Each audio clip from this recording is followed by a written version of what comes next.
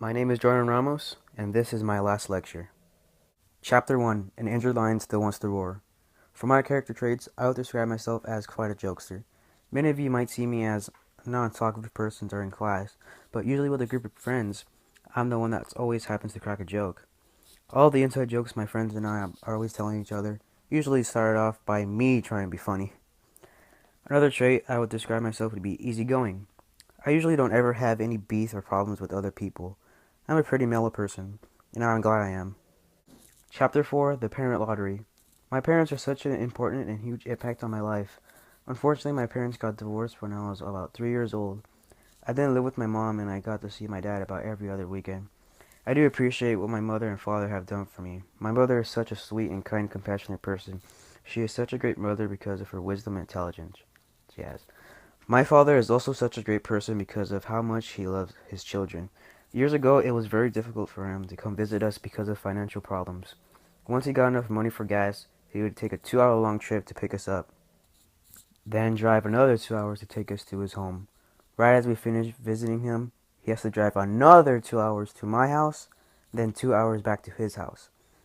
I really do appreciate what my dad does to come spend time with us.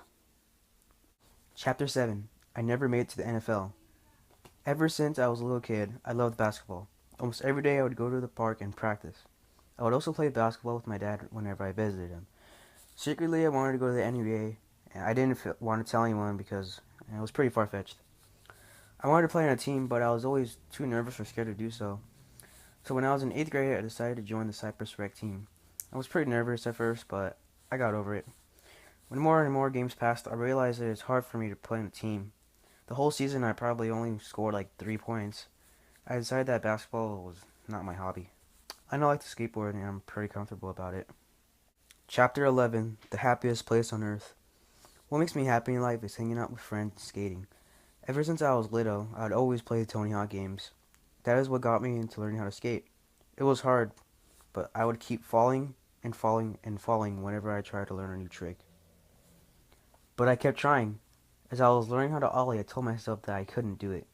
I thought skating was so stupid. I quit for about a month. I then saw one of my friends, Daniel, learning how to skate. He could already ollie and ollie 180, or frontside 180. This urged me to get back into skating. I got over the brick wall, which was myself. Another scenario was just a normal day. Me and my friends were skating, and I was learning how to do a kickflip. I was so close. After many attempts, I knew I had it. I then finally landed the trick. I climbed the brick wall. It was difficult, but I did it. Like what Randy Pausch says, brick walls are not there to keep us out. The brick walls are there to give us a chance to show us how badly we want something. Chapter 21: J. We are faced with hardships in life. For some people, they have people who care about you. The person that has always been there for me was my stepdad, Raphael. My stepdad loves me as if I was his actual son. I appreciate that so much. The reason I love him so much is because he sacrifices everything for us. Years back, he got transferred to a new facility in Washington to build C-17 cargo planes. He has to stay in Washington for 2 years to provide for us. That has to be the most selfless thing I've ever seen or heard. He is sacrificing seeing his family so we can have a nice home, nice clothes, food, and water, etc. He inspires me because he is such a courageous person to willingly make that kind of sacrifice. Chapter 28: Dream Big. Becoming an adult is a major thing in everyone's life, but being an adult doesn't necessarily mean power. I wish that adults can respect teens more than they do now. We might be younger than you, but we can also be smarter than you. Remember that some of us can be the future doctors, lawyers, soldiers, or even the President of the United States. So please just give us teens a chance, and please just show us some respect. That's all we ask. Chapter 53: Never Give Up. I learned throughout my life to never give up. I've had many goals. Many of them I failed, and many I've accomplished. If you want something really badly, just never give up on accomplishing that goal.